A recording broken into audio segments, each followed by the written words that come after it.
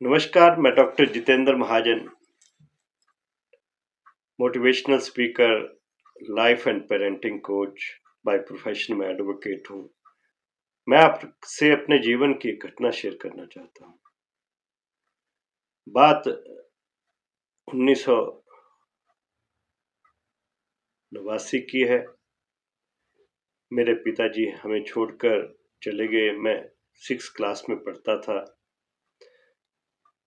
घर का सारा बोझ मेरी माताजी के सर पर आ गया। घर से हम अच्छे थे, कोई कमी नहीं थी, सब कुछ था, लेकिन कुछ नहीं था तो गाइडेंस का अभाव था, मेंटर का अभाव था।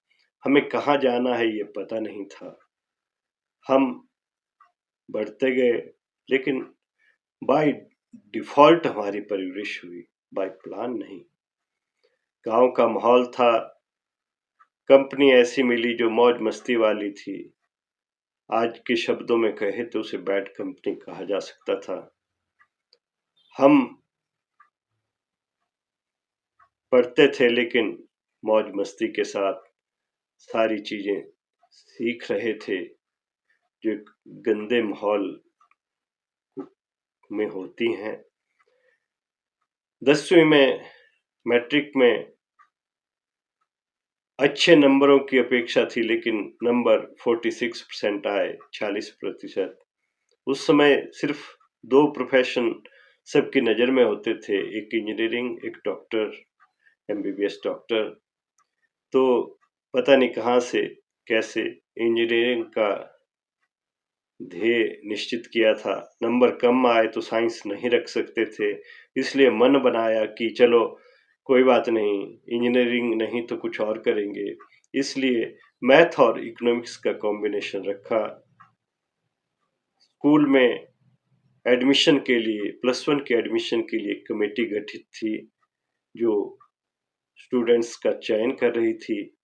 मेरा मैथ और इकोनॉमिक्स का कॉम्बिनेशन देखकर जो टीचर मुझे 10वीं क्लास तक पढ़ाती थी, उसने बड़े व्यंग्यात्मक तरीके से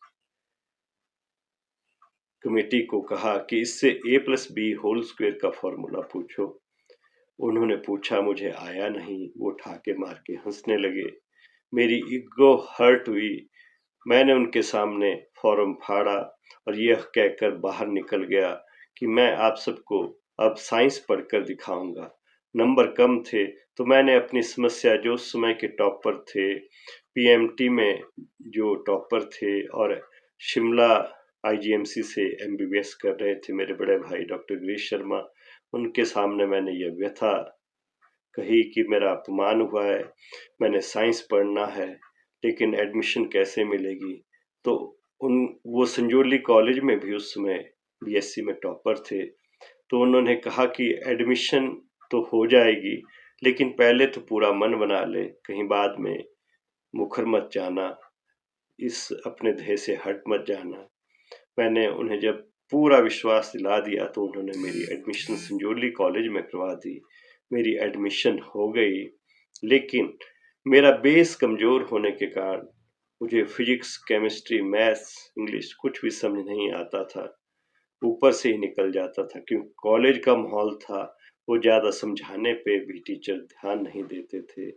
वहाँ भी एक केमिस्ट्री की मैडम ने मुझे ये कहकर जलील किया कि तू यहाँ क्यों आया है, वापिस चला जा, बर्बाद हो जा। लेकिन मेरा दृढ़ संकल्प था, मैंने ठान ली थी कि मुझे +2 साइंस में करनी है। मैंने +2 साइंस में की, लेकिन जिसमें सिर्फ 2 वर्ष +1 +2 में लगते हैं, उसमें मेरे 4 वर्ष लगे। 4 वर्ष की पढ़ाई के बाद भी कोई नतीजा नहीं निकला। मैं घर में बैठा अपने भाई की मदद करने लगा। कुछ समय बाद मेरे दोस्त पढ़ाई करके बीएससी एमएससी करके गांव वापिस आए, तो मुझे एहसास हुआ कि मैं यहाँ क्या कर रहा हूँ। इनके बराबर तो मैं भी पढ़ता था। इसलिए मैंने फिर से बीकॉम में एडमिशन लिया और बीकॉम में पढ़ाई की। इस दौरान मेरी सरकारी नौकरी लग गई, मैं टीचर बन गया, लेकिन उसमें भी मन नहीं लगता था। मुझे लगता था कि मुझे कुछ और करना है। फिर मैंने नौकरी 1 साल बाद छोड़ दी। फिर मैं दोबारा दिल्ली गया, घर आया, ऐसे ही भटकता रहा। बहुत सारे काम किए, एक फैक्ट्री लगाई फ्लोर मिल करके, तो उसमें करोड़ों रुपए का घाटा हुआ, बहुत नुकसान हुआ, बहुत बुरी तरीके से फ्लॉप हुआ। लेकिन अब मैंने सोचा कि मैं वो काम करूंगा जिसमें मुझे कर्जा ना लेना पड़े।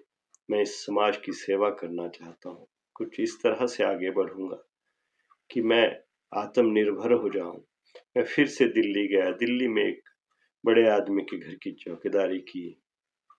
वहाँ ग्रेटर नोएडा में नॉलेज पार्क है, वहाँ मैंने इनोवेटिव कॉलेज में लॉ LLB में एडमिशन लिया, लॉ की, फिर LLM की, PhD की। सन 1992 में 1992 में मैंने मैट्रिक की थी और सन 2025 में 2025 में मैंने PhD की। लगभग 33 वर्ष लग गए मैट्रिक से PhD होने में। इस सब में मैं यही कहना चाहता हूँ कि जीवन में अगर आपके कोई भी मेंटर नहीं है, कोई भी गुरु नहीं है, गुरु भी ऐसा होना चाहिए जो निष्पक्ष होकर आपके कैरियर को शेप करे, बनाए। उसका अपना कोई स्वार्थ नहीं होना चाहिए, वो आपको आपकी क्वालिटीज देख कर आगे बढ़ाए। तो अब मैंने निर्णय लिया कि जैसे धक्के मैंने खाए हैं वैसे धक्के अब बच्चे ना खाएं। उनके कैरियर को बनाने में मैं पेरेंट्स का पूरा सहयोग देने के लिए तैयार हूँ। आप मुझसे संपर्क कर सकते हैं। मेरा संपर्क सूत्र है 7018708671 और 9418451773। कोई भी कैरियर काउंसलिंग, पेरेंटिंग की कोई समस्या हो, बच्चा आपको किसी विषय पे तंग कर रहा हो, आप मुझसे संपर्क कर सकते हैं। मैं कोशिश करूंगा आपकी समस्या को सुलझाने की। आपका इन्हीं शब्दों के साथ बहुत बहुत धन्यवाद।